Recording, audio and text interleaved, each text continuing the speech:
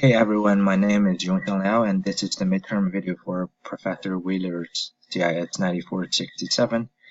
As we all know, blockchain technology and cryptocurrency are overwhelmingly popular topic in the past year. So the topic I choose here is ICO, initial coin offering.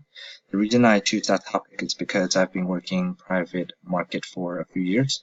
So very naturally, I've got curiosity for how the private markets work in the coin world.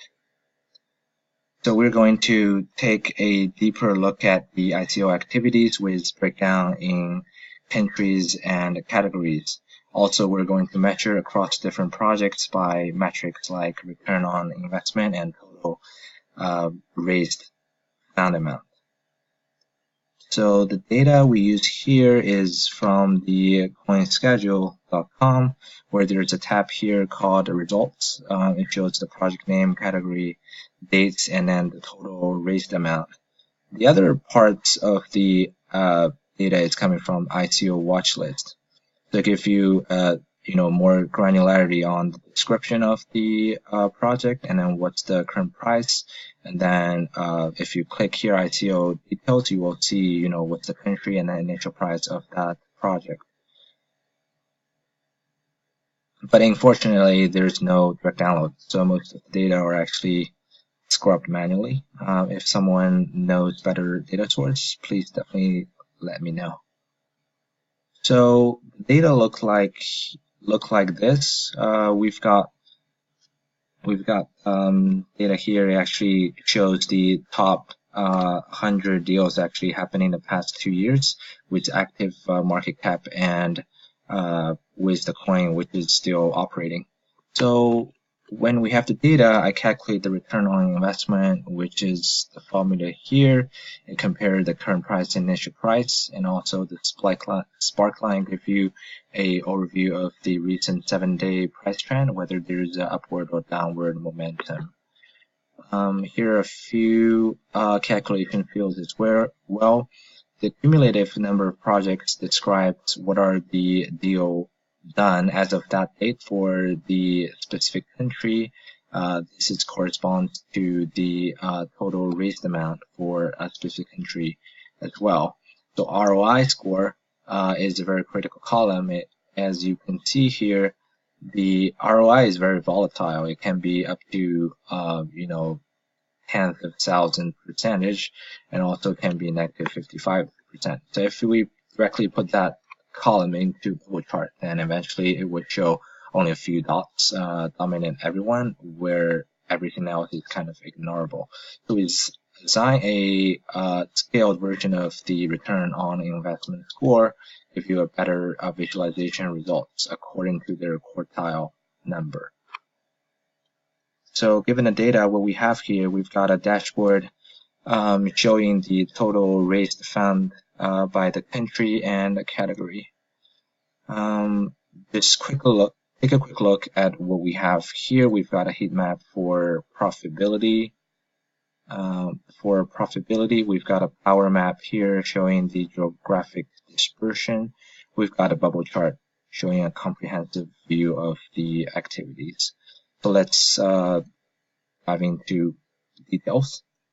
So this is the dashboard for the country and category. The orange line stands for the number of projects done in the past 2 years, and then the blue bars shows the total fund which is raised. So according to this chart, United States play a bigger role here. It's 18 deals done, and then also other large players are United Kingdom, Switzerland, China, and Russia. So if you look at the blue bars, it shows here that the China, Switzerland, and United States tops the activities in ICO. And if we look at the category, infrastructure is dominant with a large portion in game and VR. Slicers facilitate you to choose different countries and category to zoom in a little bit. If we look at United Kingdom has 8 deals done, and then most of them are in drugs and healthcare, with other activities in entertainment and identity. If you select the payment category, we can see that there are 3 deals done for Switzerland, and then 1 deal for United States, UK, Singapore, and France. The time series version gives you more breakdown of the contribution of each country and different time frame. The time frame is added here. It gives you a view across the timeline. So if we look at the chart here, the yellow part is German. They actually play a bigger role before 2017, and then later 2017 and 2018 is more United States, Switzerland, and China. Also, there are slices here give you options for pivot around. If we look at the profitability, we can see infrastructure is a big winner here with large gain. And then also content management is actually that's good profitability. The losers here are social networks, recruitment, real estate, payment, and then also communication. If we look at this direction, United States and China, they've got good returns, and then Russia return is kind of volatile. This is the power map. The power map shows the larger players: China, Russia, US, UK, Switzerland, and Singapore. So 2 countries kind of very interesting. One is Singapore, one is Switzerland. So my intuition for Switzerland is that the Ethereum, one of the largest coin and platform, is actually built in Switzerland. So it's not surprising that a lot of projects are doing around there. And then Singapore, I look a little bit. The reason there are a lot of deals done there is because of the governmental support. So MAS, the country's financial regulatory authority, actually they've got a favorable attitude towards the fintech initiatives.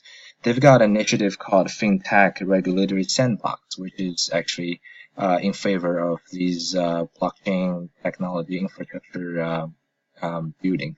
If we look at the category here, the category dispersion kind of interesting as well. So in the United States is more balanced with everything accounts for a few portion. In China, more gaming and VR. In Europe is more infrastructure and finance. So it's more dispersion in different area. So that part is pretty interesting. So the bubble chart is my favorite. The x-axis shows the cumulative number of projects done in the past 2 years, and then the y-axis is the scale version of the weighted return on investment, and then the size of the bubble is actually determined by the total number of fund get raised. So it gives you a very comprehensive all-in-one view of the activities of ICO. So let's look at once in general, see how it look like the whole ICO activity. If we look closer,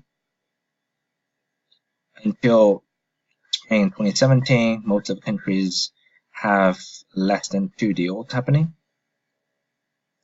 And then in the summer 2017, United States actually led a lot. The number of deals reached 11, and then Israel actually has a big deal done, which is Banker, which is done in June 2017, but the profitability is not great, it's below average. So in the fall 2017, China, Switzerland, and the United Kingdom actually catch up. The United States is very large bubble here with 16 deal done with very large total fund to get raised. So we can see here China actually play a bigger role in late 2017 and early 2018. And consistent with previous findings, China, Switzerland, the United States, they are the largest players in this market. And the most profitability is Germany. But this might be biased because it only counts for 1 deal. So this is pretty much the end of the conversation. Thanks for listening.